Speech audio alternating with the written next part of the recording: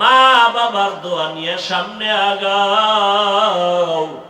মা বাবা যখন দোয়া করে আরশে আজিমে যাইতে মাঝখানে কোনো পর্দা থাকে না।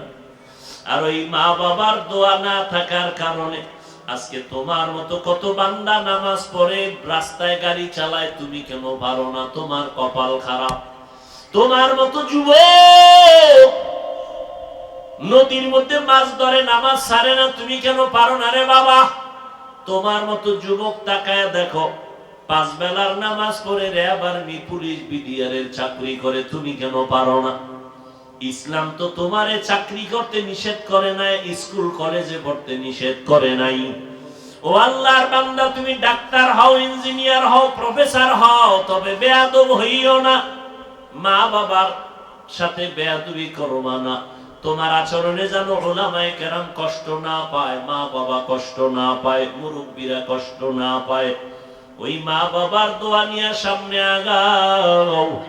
ও পর্দার আড়ালের আম্মা জানেরা, আপনাদের মতো কত মা এখনো খুঁজলে পাওয়া যাবে 5 বেলার নামাজ পড়ে, তাহাজ্জুদ পড়ে, সন্তানকে আদর্শ মানুষ বানানোর জন্য মেহনত করে, স্বামীর মাল খেয়ানত করে না, হেফাজত করে, 5 বেলার নামাজ পড়ে। ও আম্মা জানেরা, আপনারা কেন পারবেন না? আল্লাহর কাছে তওবা করে নেন, আল্লাহর আযাবকে মিথ্যা মনে করবেন না। আজকে আমিও প্যান্ট শার্টটাই লাগায় যদি দাড়ি কেইটা রাস্তায় চলতাম, কেউ আমারে বাধা দিত না। এরপরও কত গালি, কত কষ্ট, তারপরেও তো আমরা দাড়ি ফালাই না। 12টা মাস মানুষের দাঁড়ে দাঁড়ে ঘুরিয়া পায়ে ধরে ধরে বয়ান করি, না খানা আছে, না ঘুম আছে, না অসুস্থতার কোনো চিকিৎসা আছে। এত কষ্টর পর কেন টুপি ফালাই না, নামাজ ছাড়ি না? একমাত্র জাহান্নামের আযাবের ভয়। আল্লাহর কোরআন সত্য, গুনাহ নিয়ে কবরে গেলে আযাব হবে তাও সত্য। আম্মা জান আয়েশা বলেন, ইয়া রাসূলুল্লাহ, আমার বেয়াদবি হইয়া যাইতে পারে, সেই ভয় আমি পাইতেছি। আপনি কাঁদেন মনে হয়। আল্লাহর নবী বলেন, ও আয়েশা, না, তোমার বেয়াদবি না তো আপনি কাঁদেন কেন? মায়ার নবী বলেন, ও আয়েশা, হাসরের ময়দানে ভয়ঙ্কর হালাতের কথা আমার মনে পড়েছে, এই জন্য আমি চোখের পানি ছেড়ে কান্না করি রে আয়েশা। আম্মা জান আয়েশা বলেন, ইয়া রাসূলুল্লাহ, একটু বলবেন হাসরের ভয়ঙ্কর অবস্থাটা কেমন হবে? আমার মায়ার নবী কাঁদেন আর বলেন, ও আয়েশা, কিয়ামতের ময়দান হবে এই জমিন, মানুষগুলো সব উলঙ্গ দাঁড়াবে। একটা মানুষের শরীরে পোশাক থাকবে না, নারী পুরুষ সব উলঙ্গ দাঁড়াবে। আম্মা জান বলেন, ইয়া রাসূলুল্লাহ, নারী পুরুষ উলঙ্গ দাঁড়াবে আলাদা জায়গা নাকি এক মাঠে দাঁড়াবে? একটু কি লজ্জা লাগবে না রে নবী? মায়ার নবী বলেন, ও আয়েশা, হাসরের ময়দানে এমন ভয়ঙ্কর অবস্থা হবে, ময়দানে একদিকে সূর্যের গরম, অপরদিকে জাহান্নামের আগুনের গরম, অন্যদিকে আমার আল্লাহ পাকের রাগান্বিত আওয়াজ, লিমানিল মুলকুল ইয়াউম লিল্লাহিল ওয়াহিদিল কাহ্হার। আল্লাহ পাকের রাগান্বিত আওয়াজ যখন শুরু হবে, হাসরের ময়দানটা থরথর করে কেঁপে উঠবে, মানুষগুলো পাগলের মতো হয়ে যাবে। আয়েশা, কেউ কারো দিকে তাকানোর কোনো সুযোগ হবে না, মানুষগুলো কান্নায় বিভোর। এমন এক ভয়ঙ্কর হালাত হবে, নবীদের কোনো গুনাহ নাই, কিন্তু এই হালাতে নবীরা পর্যন্ত কান্নায় বেকারার। আদম নবী কাঁদবেন আর বলবেন, আল্লাহ আমারে বাঁচাও, জাহান্নামের গরম সহ্য করা যায় না, সূর্যের গরম, জমিনটা তামা হয়ে যাবে, সহ্য করা যাবে না। ঈসা নবী কাঁদবেন, আল্লাহ আমার উপায় কি হবে? মুসা নবী কাঁদবেন, আল্লাহ আমার উপায় কি হবে? উম্মতের কথা ভুলিয়া যাবেন তারা সবাই। উম্মতেরা আদম নবীর কাছে দৌড়ায় যাবে সুপারিশের জন্য, সুপারিশ পাবে না। ঈসা নবীর কাছে যাবে সুপারিশের জন্য, করবে না। মুসা নবীর কাছে যাবে উম্মতেরা সুপারিশের জন্য, করবে না। বলবে যাও হাসরের ময়দানে আমার কি উপায় হবে,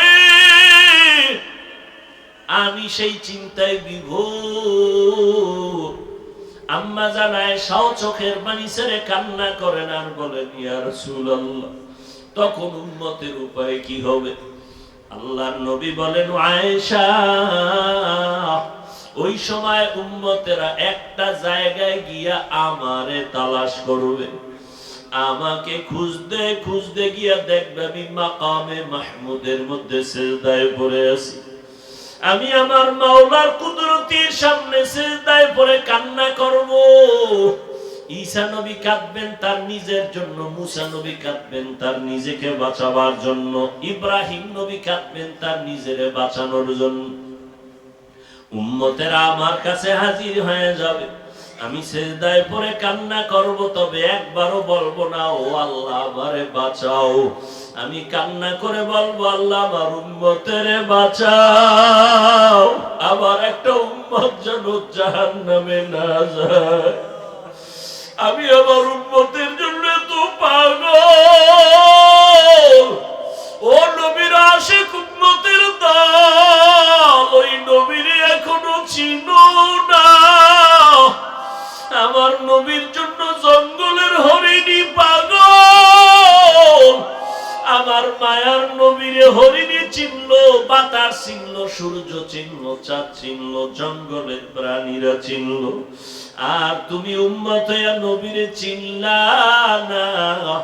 আজকে এত বয়ান, তাবলীগওয়ালাদের বয়ান, পীর সাহেবদের বয়ান, বক্তাদের বয়ান, জুমার দিন খতিব সাহেবদের বয়ান, এত বয়ান শোনার পরও কেন বাবা দাড়িটা কামাইয়া নবীরে কষ্ট দাও? ও আল্লাহর বান্দারা, আমরা দাড়ি রাখার কারণে তো সম্মান কমে নাই, টুপির কারণে তো আমাদের ইজ্জত নষ্ট হয় নাই। আমরা নবীর মহব্বতে আল্লাহর জন্য নামাজ পড়ি, পর্দা করি, হালাল খাই, কই আমরা তো না খাইয়া মরি নাই, সম্মান কমে নাই রে বাবা। তুমি কোন ধান্দায় পড়ে আজকে দাড়ি কাটো, নামাজ পড়ো না? মাওলার কি ভয় নাই? হাসরের ময়দানের ভয় আমার নবী কাঁদেন, আম্মা জান আয়েশা রাদিয়াল্লাহু আনহাও কান্না করেন। আম্মা জানকে নবী বলেন, ও আয়েশা, আমি তখন কান্না করব, আল্লাহ আমার উম্মতের বাঁচাও। আমার কান্না দেখে আল্লাহ বলবেন, নবী আপনি কাঁদবেন না, আমি সহ্য করতে পারি না, মাথা উঠাইয়া দেন। আর আপনাকে আমি সান্ত্বনা দিতেছি রে নবী, আপনার উম্মত গুলো আপনি বাছাই করে করে জান্নাতের ময়দানের দিকে নিয়ে যান। আম্মা জান বলেন, নবী তখন আপনি কি করবেন? নবী বলেন, তখন আমি খুশিতে আমার উম্মত গুলো ধরে ধরে আমি জান্নাতের দিকে নেওয়ার চেষ্টা করব। আম্মা জান বলেন, ও নবী, হাজার কোটি কোটি কোটি কোটি মানুষের মধ্যে আপনার উম্মত কেমনে চিনবেন? আমার মায়ার নবী বলেন, ও আয়েশা, আমার খাঁটি উম্মত যারা দুনিয়াতে 5 ওয়াক্ত নামাজ পড়তো ওযু বানাইয়া, হাসরের কঠিন সময় আমার উম্মতের ওযুর অঙ্গগুলো নূরের আলোতে ঝলমল করতে থাকবে। আর আমি দেখে দেখে আমার উম্মত গুলো ধরে ধরে জান্নাতের দিকে নিয়ে যাব। আমি নিজের হাতে হাউজে কাউসারের পানিগুলো পান করাইতে থাকবো, লাইনে দাঁড় করাইয়া। আমার উম্মতের আমার হাতে এক পেয়ালা পানি পান করবে হাউজে কাউসারের, আর জীবনে পিপাসা লাগবে না। হাউজে কাউসারের পানি পান করার লাইনে আমার উম্মতেরা দাঁড়ায়া পানি পান করবে সিরিয়ালে। এক পর্যায়ে দেখা যাবে একদল উম্মতেরা পানি পান করে গেল, আর একদল এখনো বাকি, কিন্তু পর্দা সামনে আটকায় দিল ফেরেশতারা। আমি বলবো, ফেরেশতা আমার উম্মতেরা লাইনে দাঁড়ানো, পর্দা ফালাইলা কেন বলো? ফেরেশতারা বলবেন, নবী আপনি জানেননি এই উম্মত গুলো যারা এখন পর্দার বাহিরে আছে, আর আপনি দুনিয়া থেকে যাওয়ার পরে আপনার সুন্নাত মানে নাই, বিরোধিতা করত, নামাজ পড়তো না, উলামায়ে কেরাম পাও ধরে ধরে নামাজের বয়ান করত, নামাজ পড়তো না। আলেমের বিরোধিতা, কোরআনের বিরোধিতা, আল্লাহর মহাব্বতের বিরোধিতা, নবীর সুন্নতের বিরোধিতা করত। নবী বলেন, আয়েশা, তখন আমি রাগ অন্তরে আসবে, আমি বলবো সোহকান সোহকান লিমান গায়্যারা মিন বাদি, তোমরা আমার থেকে ভেগে যাও, তোমরা আমার উম্মত না, আমি তোমাদের নবী না। ও জাগুয়ার মুসলমান, ও যুবকেরা, ও বাবাজিরা, ও পর্দার আড়ালের মা বোনেরা, সাহাবায়ে কেরামরা জান্নাতের টিকিট পাইয়াও মরণ পর্যন্ত কান্নার আওয়াজ, এত আমল, এত আলেম, এত তাকওয়ার পরও তারা কান্না বন্ধ করেন নাই। আর আপনার আমার তাদের তুলনায় কোনো ইলম নাই, কোনো আমল নাই, তাকওয়ার গন্ধ নাই, আবার চোখে কোনো কান্নাও নাই। নিজেও কান্না করি না, কেউ কান্না করবে তাও পছন্দ করি না। নিজেও নামাজ পড়ি না, অনেকে নামাজ পড়ে পছন্দ করি না। কেমন কপাল আপনার, নিজেও দাড়ি রাখেন না, কেউ দাড়ি রাখবে তাও পছন্দ করেন না। নিজেও হালাল খান না, কেউ হালাল ভাবে খাবে তাও পছন্দ করেন না। ওরে আল্লাহর নবী যদি ওই দিন পর্দার বাইরে ফালাইয়া বলে ভেগে যাও, একটু চিন্তা করেন তখন উপায় কি হবে? আল্লাহর অর্ডার হয়ে যাবে, এদের জাহান্নামের শিকল লাগাইয়া ধরো, এদের জাহান্নামের শিকল লাগাইয়া ভালো করে বেঁধে জাহান্নামের দিকে নিয়ে যাও। ও আল্লাহর বান্দারা, একটু তাকায় দেখেন, এত গরম, দিনের বেলা সূর্যের আলো ছিল, গরম ছিল, রাতের বেলা সূর্য নাই, তারপরে তো গরম সহ্য করা যায় না। ফ্যানের বাতাস, এসি দিয়েও শরীর ঠান্ডা হয় না রে বাবা। এই গরম সহ্য করতে পারি না, একটা মশার কামড় সইতে পারি না, মশারি টানায়া ঘুমাই। আর গুনার কারণে যে জাহান্নামের আগুনের গরম, গুনাহগার হইয়া কবরে গেলে দুই পার্শ্বের মাটির চাপ কেমন করে সহ্য করবা? আল্লাহর কাছে মাথা নত করে তওবা করো। চোখে পানি যদি না আসে, আল্লাহকে বলো, আল্লাহ কান্নাওয়ালা চক্ষু দাও। ডানে বামে কোনো কান্নাওয়ালা বান্দা যদি পাও, হাতটা বাড়াইয়া দোয়া নিতে থাকো রে বাবা। কান্নাওয়ালার দোয়া খালি হাতে ফেরত যাবে না। ও আল্লাহ, কান্নাওয়ালা চক্ষু দান করেন। আল্লাহর কাছে তওবা করে নাও, মনের বুঝাও রে মন। আমার মতো কত যুবক দাড়িওয়ালা নামাজি চাকরি করে, স্কুল কলেজে পড়ে, অভাব নাই, আমি কেন পারি না? আমার মতো কত বান্দা চোখের পানি ছেড়ে কান্না করে, আমার চোখে কেন পানি নাই? ও যুবক, ওই মা বাবার হয়তো বরদোয়া লাগছে, তাড়াতাড়ি মাপ চাও। যার মা নাই, বাবাও নাই, কবরের কিনারায় গিয়া চোখের পানি ছেড়ে দোয়া করো। এই ঈদের আনন্দ চলে গেল, কত সন্তান মা বাবারে পাশে নিয়ে ঈদের আনন্দ ভাগাভাগি করলো। আর একদল বান্দা বড় ইয়তীম, এই ঈদের আনন্দে সবার মুখে হাসি, কিন্তু ইয়তীম বান্দার চোখে পানি, মুখে কোনো হাসি নাই। বাবা বলিয়া ডাকতে পারে না, মা বলি একবার ডাক দিতে পারে নাই। ওই মা বাবা হারায় এতিমেরা চোখের পানি ছেড়ে দোয়া করিও। আর যার মা বাবা বেঁচে আছে, বাসায় যাইয়া দোয়া চাইও। মাকে গিয়া বলি, ওরে মা, আজকে দেখলাম ওয়াজের প্যান্ডেলে কত বান্দা চোখের পানি ছেড়ে মোনাজাত করলো, আমার চোখে পানি নাই, গুনার কারণে বুঝি আল্লাহ বেজার। তুমি মা একটু মাথায় হাত দিয়া দোয়া করে দাও। তুমি যদি মা দোয়া করো, আমার মাওলা বুঝি কপাল খুলিয়া দিবে। ওই মা যখন দোয়া করবে, তোমার কপাল খুলিয়া যাবে রে বাবা। ও যুবক, ওই মা বাবার দোয়া ছাড়া সামনে আগাইতে পারবা না। বেয়াদবি করিও না, মা বাবার জন্য বেশি বেশি দোয়া করো। মা বাবার দোয়া নিয়ে চলার চেষ্টা করো। অন্তর থেকে তওবা করে নাও। মনে মনে আল্লাহকে ডাকো আর বলো, হে মালিক, আমার মতো গুনাহগার কেউ নাই। আজকে থেকে তওবা করে নিলাম, আর নামাজ ছাড়বো না, বেপরদায় চলবো না, মা বাবার আর কোনোদিন কষ্ট দিব না। এরে আল্লাহর গোলাম, ও যুবক, কয়দিন আর দুনিয়ায় বাঁচবি রে যুবক? এমন একটা দিন নাই যুবকের লাশের খবর নাই। পানির নিচে যুবকের লাশ, গাড়ির নিচে যুবকের লাশ, ঘুমের বিছানায় যুবকের লাশ। ও আল্লাহর বান্দারা, কত কপাল আমার সামনে দেখলাম, চলে গেল মুহূর্তের ভেতরে। কয়দিন আর বাহাদুরি করবা? একটু চিন্তা করো, কয়দিন আসো, কয়দিন দুনিয়ায় থাকবা, কি নিয়ে কবরে যাবা, আর কি দুনিয়াতে রেখে যাবা, চিন্তা করো। আল্লাহর ভয় অন্তরে জমা করে নেও।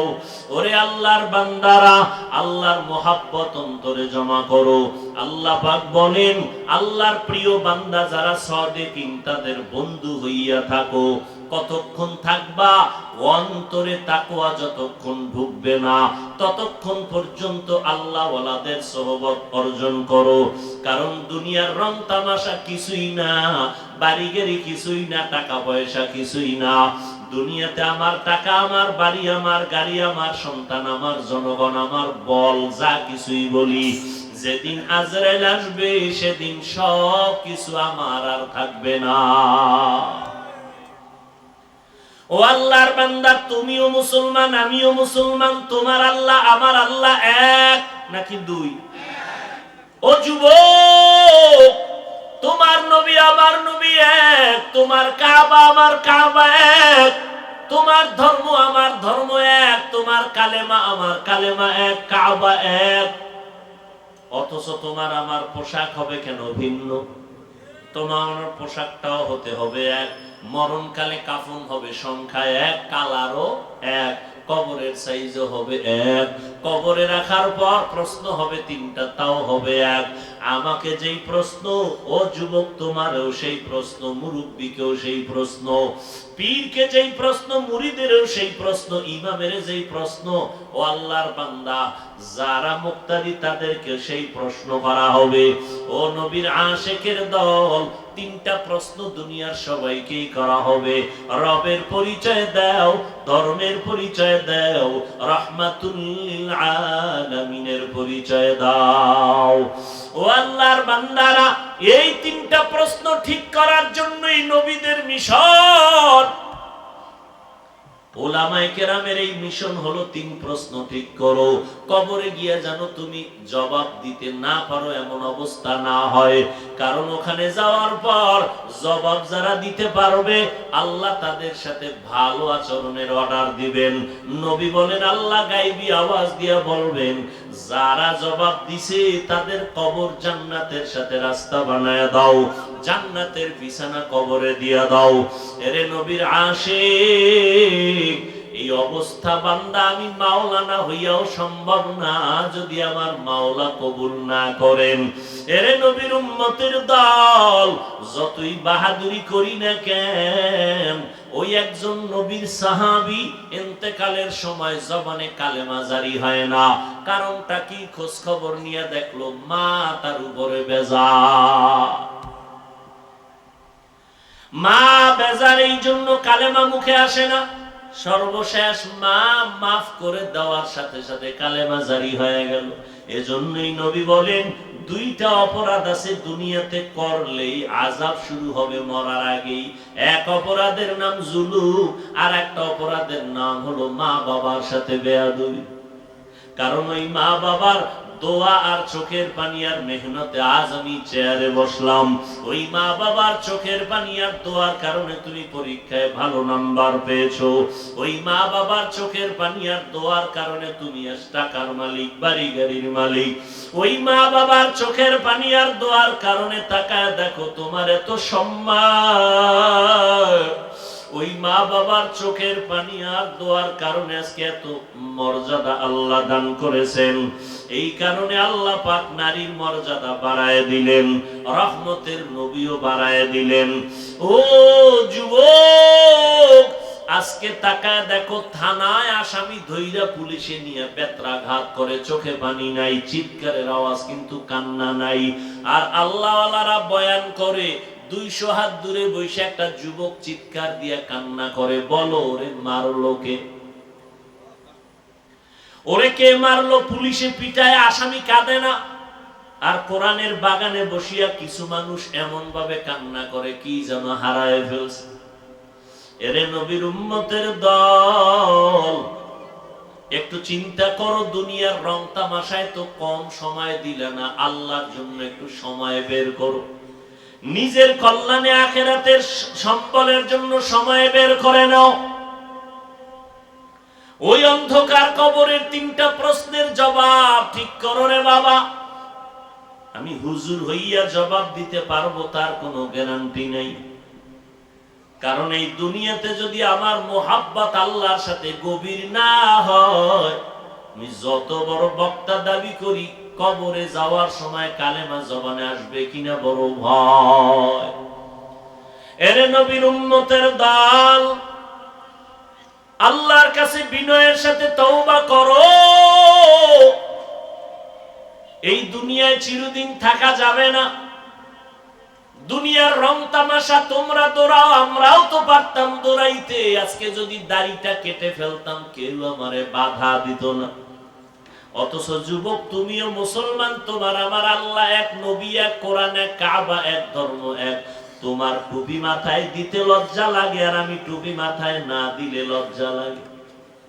তোমার দাড়ি রাখতে লজ্জা লাগে, আর আমি দাড়ি কাটতে লজ্জা লাগে। তুমি কত ভিআইপি মুসলমান। আমি মসজিদে না ঢুকলে লজ্জা পাই, তুমি মসজিদে ঢুকতে গিয়া লজ্জা পাও। আসলে আমার আল্লাহর ভয় নাই, আমার মাওলার আযাবের ভয় বড় কঠিন। আম্মা জান আয়েশা রাদিয়াল্লাহু তাআলা আনহা, তিনি একদিন তাকাইয়া দেখেন পৃথিবীর শ্রেষ্ঠ নবী, রহমতের নবী হুজরায় বসে গুনগুন গুনগুন করে কান্না করেন। আম্মা জান আয়েশা রাদিয়াল্লাহু আনহা বললেন, ও পয়গম্বর, আমি আয়েশা কোনো বেয়াদবি করে ফেললাম নাকি? আপনি কেন আমার হুজরায় বসে কান্না করেন? আমার মায়ার নবী বলেন, ও আয়েশা, তুমি কি বেয়াদবি করবা যে আমি কান্না করব? আম্মা জান বলেন, ও পয়গম্বর, আমার বয়স অনেক ছোট, আমি অনেক অল্প বয়সী মেয়ে, আমার অজান্তে ভুল হইয়াই যাইতে পারে। কারণ আপনার সাথে আমার 6 বছরে বিবাহের বন্ধন হলো, 9 বছর বয়সে আমি আপনার ঘরে আসি। কয় বছর? 9 বছর বয়সে আম্মা জান নবীর ঘরে আসলেন। আর আম্মা জানের 18 বছর যখন বয়স, তখন নবী দুনিয়া থেকে চলে গেলেন। হিসাবটা বুঝে থাকলে বলবেন, আম্মা জান নবীর ঘর করলেন কয় বছর? কথা হয় না, মাত্র 9 বছর। এই 9 বছরে নবীর থেকে কি পাইলেন আম্মা জান? 18 বছরের নারী। আর আমগো এলাকার মা, আমগো এলাকার বোনেরা 18 বছরে তো বিয়েই হয় না। আর আম্মা জান আয়েশা রাদিয়াল্লাহু আনহার 18 বছর বয়সে নবী চলে গেলেন, নবীর ঘর করলেন 9 বছর। এই 9 বছরে নবীর সোহবতে কি পাইলেন আমার আম্মা জান? আমার আম্মা জান বলেন, আমি 2000-এর উপরে হাদিসের হাফেজা হয়ে গেছি। এরে পর্দার আড়ালের আম্মা জানেরা, আপনারা তো আম্মা জান আয়েশার মতো একজন ধন্য নারী। আপনারা তো খাদিজা রাদিয়াল্লাহু আনহার মতো দামি নারী, ফাতেমা রাদিয়াল্লাহু তাআলা আনহার মতো দামি নারী। আপনারা তো ইসমাইল নবীর মা হাজেরা আলাইহা সালামের মতো দামি নারী, ঈসা নবীর মা মারিয়াম আলাইহা সালামের মতো দামি নারী। আপনারা তো বেঈমান ফেরাউনের স্ত্রী, নাম কি? আসিয়ার মতো দামি নারী। যেই ফেরাউন আমার আল্লাহর সাথে চ্যালেঞ্জ দিয়া নিজের খোদা দাবি করলো, আমার মাওলার কুদরত ওই ফেরাউনের ঘরে তার আপন স্ত্রী আসিয়া জান্নাতি হইয়া কবরে গেল। মদিনার নবী বলেন, ও উম্মতেরা, জান্নাতের মধ্যে আমি মুহাম্মদের সাথে আসিয়ার সাথে বিয়া হয়ে যাবে। ও পর্দার আড়ালের আম্মা জানেরা, আপনাদের এত সম্মান আল্লাহ দান করেছেন, আপনারা নবীদের মায়ের মতো মা, সাহাবায়ে কেরামদের মায়ের মতো মা, আলেমদের মায়ের মতো মা। এই দুনিয়ায় যত সন্তান আছে ভালো সব আপনাদের অবদান। আখিরাতের লাইনে হোক দুনিয়ার লাইনে হোক, মায়ের অবদানের কারণে। চেয়ারম্যান সাহেবের ব্যবহার ভালো, এমপি সাহেবের ব্যবহার ভালো, কোটিপতির ব্যবহার ভালো, ওসি সাহেবের ব্যবহার ভালো, ডিসি সাহেবের ব্যবহার ভালো। আল্লাহর কসম এগুলো তাদের ব্যক্তিগত বাহাদুরি না, সব মায়ের অবদান। মায়ের অবদানের কারণে সন্তানের আচার আচরণ আদর্শ ভালো। এই জন্য বলি ও যুবক,